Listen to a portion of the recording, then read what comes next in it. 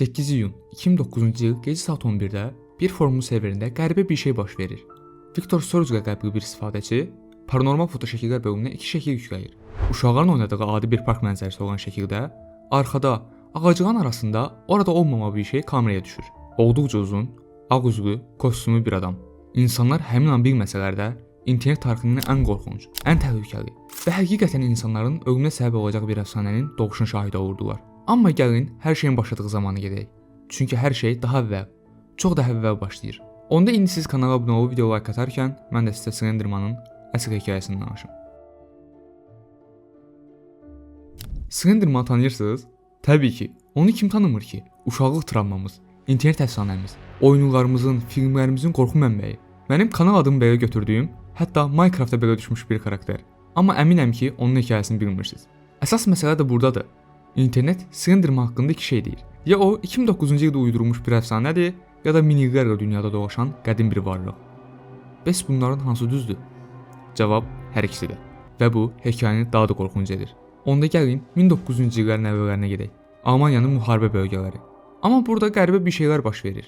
Əsgərlər itir, tez-tez itir. Və itməzdən əvvəl hamısı eyni şeyi görürlər. Uzun, üssüz, nazik və kostyumlu bir şey. Bir neçə həftə sonra meşənin dərinliklərində bu əsgərlərin ağaca bağlı tanınmaz vəziyyətdə cəsədləri tapılır. Bəs bu nə idi? Kim idi? Və niyə heç kim bu haqda danışmırdı? Çünki danışanlar da yox olurdu. 1900-cü ilin ortaları. Əfsanə indi Almaniyada yox, Amerika və Kanadadadır. Hər keçən gün meşədə itən uşaqların sayı artır, ailələr övladlarını axtarmağa gedir və onlar da geri qayıtmırdı. Meşəyə gedən heç kim geri dönmür. Bu söz o dövrdə hamının dilində idi. Geri qayıdanların hamısı da fərqli bir hekayə danışırdı. Amma bütün hekayələrdə ortaq bir nöqtə var idi. Uzun, üssüz, nazik və kostyumlu bir adam. Onlar ona Slenderman deyirdilər. Uşaqların dediyinə görə onlara ilk öncə dost kimi yaxınlaşır, onların etibarını qazandıqdan sonra isə fərqli bəhanələrlə meşəyə aparır. Böyüklər isə bu kostyumlu adamı normal həyatlarında tez-tez ətraflarında gördüyünü və getdikcə bu vaxtların qısaldığını, onları paranoyaya saldığını, paranoya artanda bu adamın onlara daha çox yaxınlaşdığını və nəhayət onları meşənin dərinliklərinə qaçırdığını deyirdilər.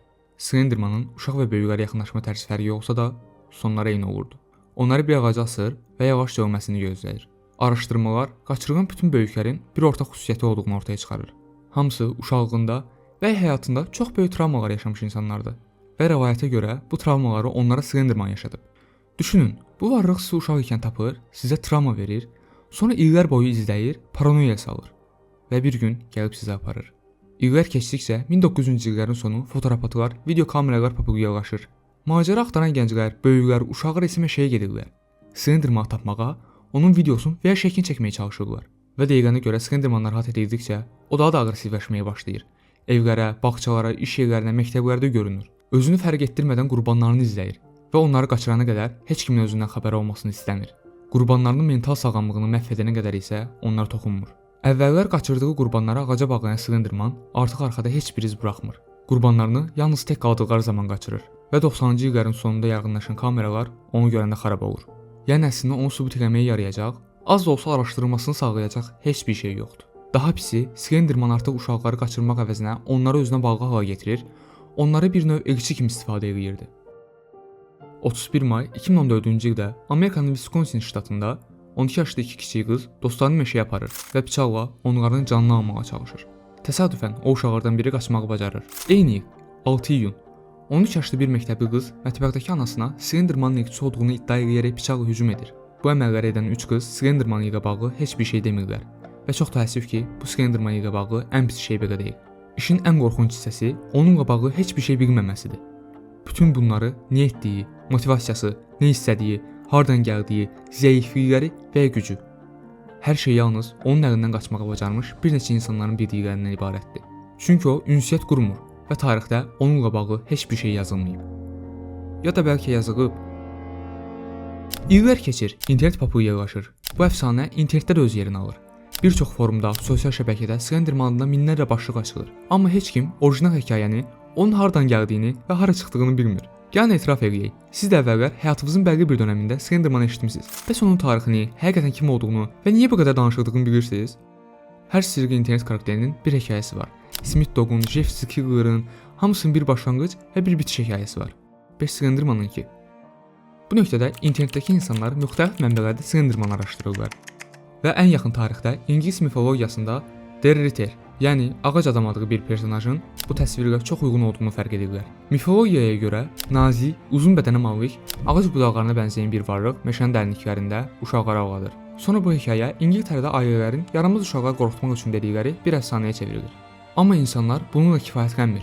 Çünki belə bir uşaq nağılına inanmaq istəmirlər və Slendermanı tarixdə araşdırmağa davam edirlər. Roma mifologiyasında da Der Gromanın, yəni uzun adam adlı bir personajın Slenderman ilə çox oxşar xüsusiyyətləri olduğunu görürlər. Bu mifologiyada uzun adamdan əsilzadə kimi geyinmiş, uzun boylu adam. Qara geyinmişdi. Bulduğu bir gecə yarası. Qaranlıq kölgələr onun üzərinə çökmüşdü. İlanlar qədər uzun və sümüksüz. Qılınclar qədər iti, minqərlə qolu var idi. Danışmadı, amma niyyətini bəlli elədi, deyə bəhs edilir. Daha dərinə getdikcə, Alman rəssamların çəkdiyi şəkillərdə də yenə eyni təsvirlə qarşılaşırlar. Amma bir nöqtədə dayanırlar və hər şeyin daha qədimə, antik dövrlərə getdiyini görürlər. Miladdan əvvəl 3100-cü illərdə Misrin aşağı hissəsindəki heroqliflərdə bir hekayə ilə qarşılaşırlar. Bu heroqliflərə görə Firavunun məzarını soymağa çalışan bir oğru əvvəllər heç bir heroqlif dilində görünməmiş, uzun boylu, birdən çox qolu və toxunacağı olan bir varlıq tərəfindən qorxuluğu uzaqlaşdırılır. İnsanlar Slenderman adlı varlığın antik dövrlərdən bəri dünyaya hökm sürən bir varlıq olduğu düşüncəsindən çox qorxmuş ikən yeni bir şey daha tapdılar. Milad tarixindən əvvəl 9000 illərə dayanan bir iz. Braziliya mağara rəsmləri. Slendermana aid olduğu iddia edilən ən qədim sübut. Braziliyanın şimal-şərqindəki Serra da Capivara Milli Parkında tapılan bu rəsmlər bir uşağın əlindən tutan, qəribə şəkildə uzun bir personajı göstərir. Amma hekayə ilə bağlı başqa heç bir şey demir. Neynəsələr də, nə qədər araşdırsalar da, hər yerdə Slendermana dair izlər görür, amma onunla bağlı heç bir məlumat tapa bilmirdilər. Amma niyə? Niyə bu qədər il boyu heç kim ona dair heç bir şey öyrənə bilməmişdi? Bəli, öyrənə bilməmişdilər. Çünki Slendermanın həqiqi hekayəsi əslində bunlar deyil. Narahat olmayın, anlattığım hər şey. Amerikada yaşanan iki hadisə daxil hamısı düzdür. Hamısı yaşanıb. Amma Slendermanın həqiqi hekayəsi bu deyil və əslində 2009-cu ildə dayanır. 8 iyun 2009-da Something Artful adlı bir forumda paranormal şəkillər yarışması təşkil edilir. Yarışmadakı məqsəd adi şəkilləri montaj yolu ilə qorxunc şəkilləri çevirmək və bunları paranormal forumlarda orijinal şəkillərmiş kimi paylaşıb, arxasına da bir hekayə yazmaqdan ibarətdir. Yarışmanın başlamasına 2 gün sonra əsl adı Erik Knudsen olan Viktor Soruc adlı bir istifadəçi internetdəki ilk Slenderman şəklini paylaşır. Sonra yarışma qaydaları gərəyincə bu şəklin forumun paranormal kateqoriyasında paylaşır və arxasında bir Slenderman hekayəsi yazır. Hekayə qulaqdan qulağa əvvəlcə Forsen'də, sonra bütün internetdə yayılır. Çox qısa müddətdə həddindən artıq populyarlaşır və Slendermanın oyunu hazırlanır.